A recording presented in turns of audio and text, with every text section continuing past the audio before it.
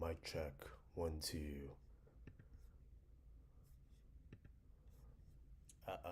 Mic check.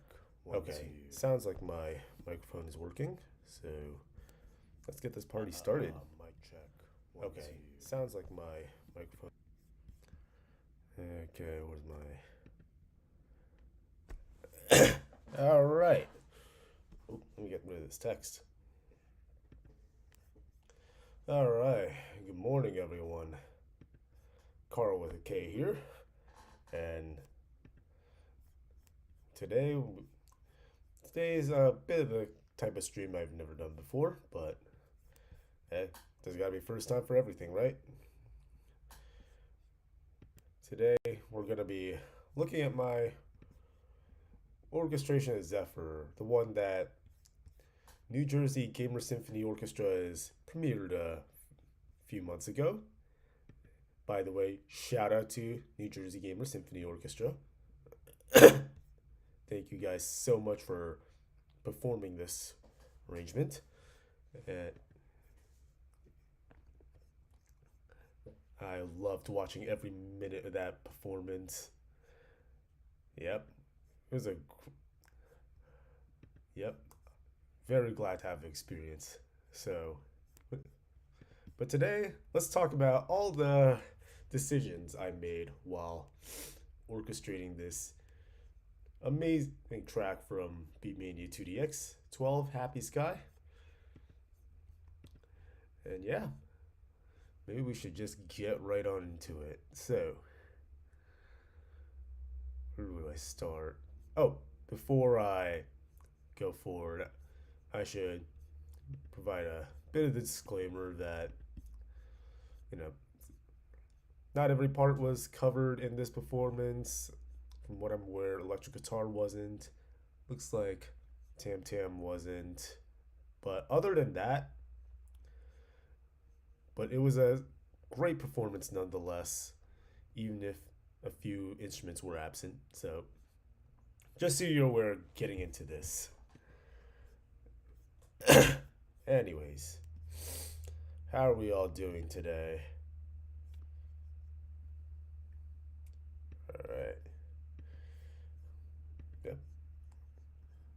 All right. Well, let's see.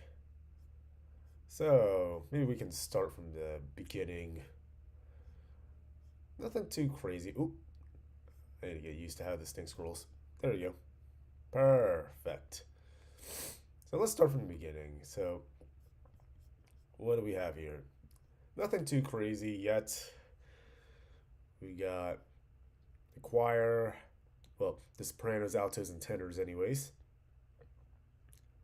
For all I know, they could have asked the basses to sing the tenor part because, you know, in my personal experience, choir directors love doing that. But you know what? Whatever. It's fine, regardless of what happened. Oh, okay, there we go. Well, oh, okay. How do I fix that? Can I scroll my way out of that? Perfect. But yeah, I in the original recording it was probably just the sopranos and altos. I mostly added the,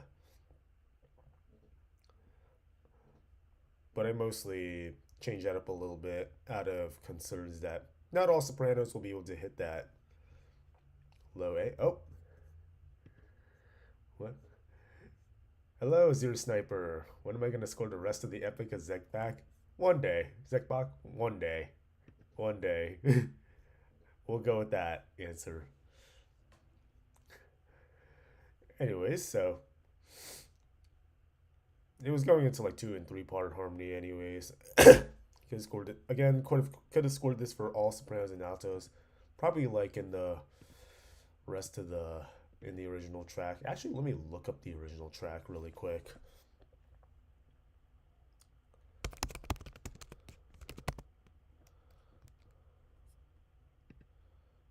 Can I find it? There it is. Yeah, we based out the platinum long version. Oh no. Add. Get it out of the way. Get out of the way. There we go.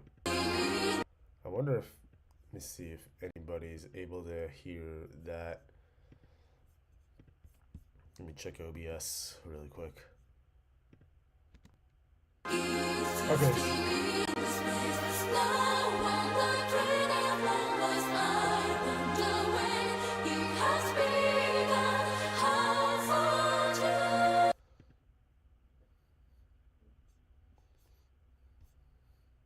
Yep. Okay, so it was just sopranos and altos only. It has to be part of the largest suite. Maybe, maybe it could be one day. I am working on another huge orchestral arrangement suite that I was planning to get into this Sunday. I might reschedule to next week, real life circumstances. But yeah, 2DX suite. Yeah, one day. Okay, yeah. So the tenor part then later kind of adds some harmonies that weren't in the original. And let's see. Behind the choir. Right, yes. Oh yeah. Don't mind my decision to slow it down from 170 to the slightly slower. Well, not exactly slightly. 144 BPM. So niche, but after flares pop and music stream, maybe not so much. Oh yes, I've been hearing that Flair's been getting getting more into that BEMANI Hololive. I'm glad BEMANI can get some Hololive representation these days. Yeah, I'm all for it. But yeah, let's see. Where was I? Oh yeah, talking about what's behind the choir. Yeah, strings, doing some pads, and let's see. It's just strings and oh yeah, flugelhorn on the main melody. Strings and flugelhorn. All you need sometimes. Let's see. Let's compare that. Let's take a look at that specific section. So here's the original.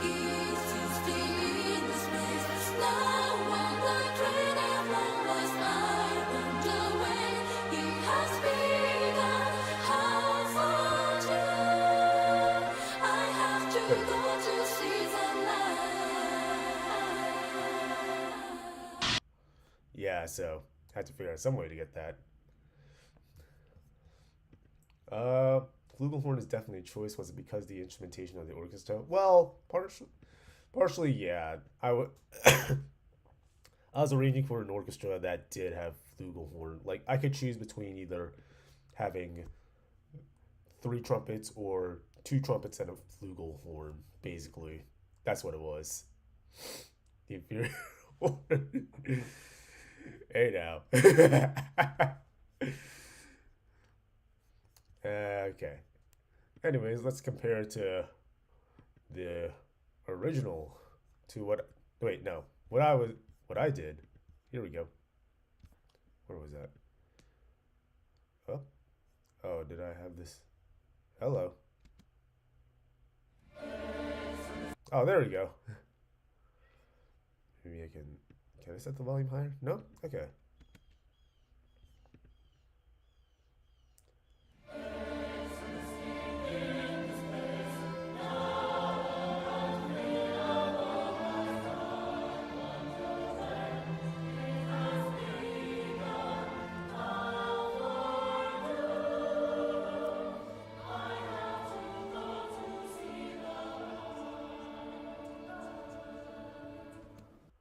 Yeah, there you go.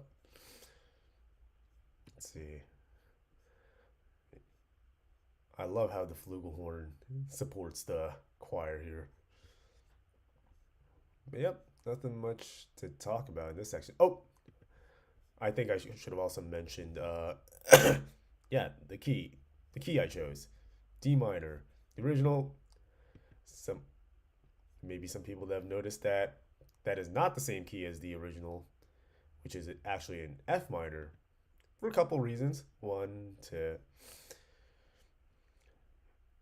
make it fit better within the instruments, with the way I was orchestrating, I guess, and also because F minor is not necessarily the most orchestra friendly key. Fair enough. I mean, I know some of the band instruments, it's not too bad, but it's not the most strings friendly key, that's for sure. Let's see, moving on. And first change in texture right here, just crash cymbal being like, and that solo crash cymbal. Okay, here we go. So, excuse me if it seems like I'm a little under the weather. The never be read F minor for us. We'll keep that in mind for VTuber Symphony Orchestra. I mean, I already kind of chickened out of writing in B major for VTSO. uh, so there's that. I guess more on that decision in a future stream. Here we go. Solo crash and oop, ah, there we go. So let's see. We have the oh my gosh, okay. Scroll wait, preview scrolling does not like me today. Anyways, so we got a so pretty much the main foreground instrument in this next section is piano with all these cool arpeggios and triple figures, all that good stuff. Let's see. We also got we also got a number of instruments doubling the bass line. We got the organ. Yep, there's an organ in this arrangement. And let's see. Also the choir basses, especially those that are comfortable going down to that low E. I love I love low notes for choir basses. As if anyone can't already tell by the way I speak and my vocal covers. Yeah, my vocal covers. Of course, there's the bit of an unusual feature where I have the bass line doubled up in octaves. Let's see. Compared to the octave in the piano and organ basses, I got an octave up in the bassoon, and then let's see, two octaves up in the first clarinet part. And and all that's left to talk about once we get to that. Let's see. Yeah, the rest of the choir holding all these with all these chords on an O syllable. O syllable. Any anything else to talk about in this section? Oh, yep. And don't forget the occasional percussion accents right here. I think I'm gonna do a better way of highlighting what I'm talking about. Here we go. Come across an OBS? Yeah. Okay. So, right at the beginning of rehearsal A, you got bass drum. And then continue that section. Eventually, you add this cool little melody line on top. I chose to have both flute parts and our one oboe part on on this line.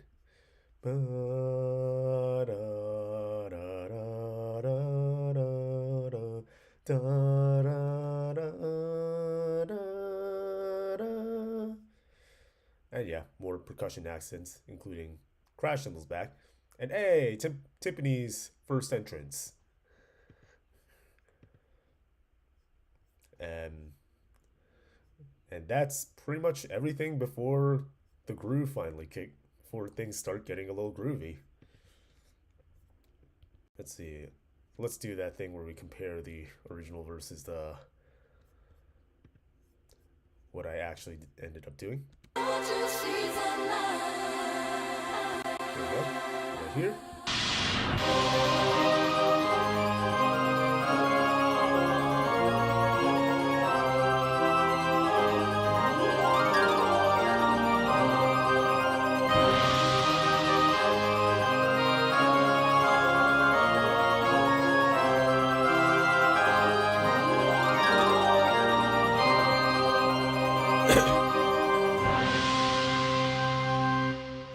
I guess I guess compared to the original, it was a it was a bit of departure from the original to have those arpeggios in the piano instead of organ. But hey, it sounds cool.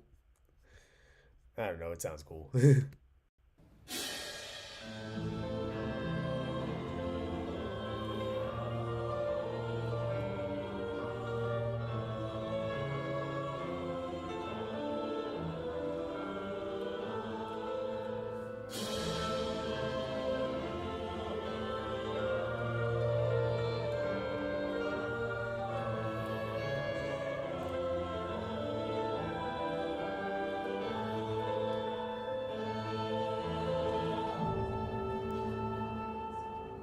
Oh, huh. Did the pianist take a bit of liberty by taking that last A down an octave? I don't know. But yeah, I don't know. I guess if I were to do things a little differently the next time around, maybe see if I can get this line doubled in another instrument or two. What else would I have? Let's see. Actually, what else would I have? I mean, maybe one of the clarinets, perhaps English horn. Something to think about.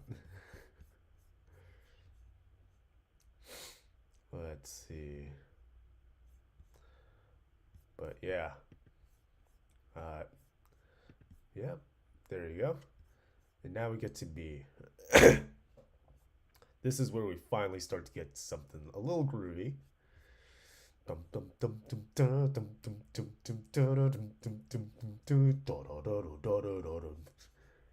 Oh, this is where things start getting fun.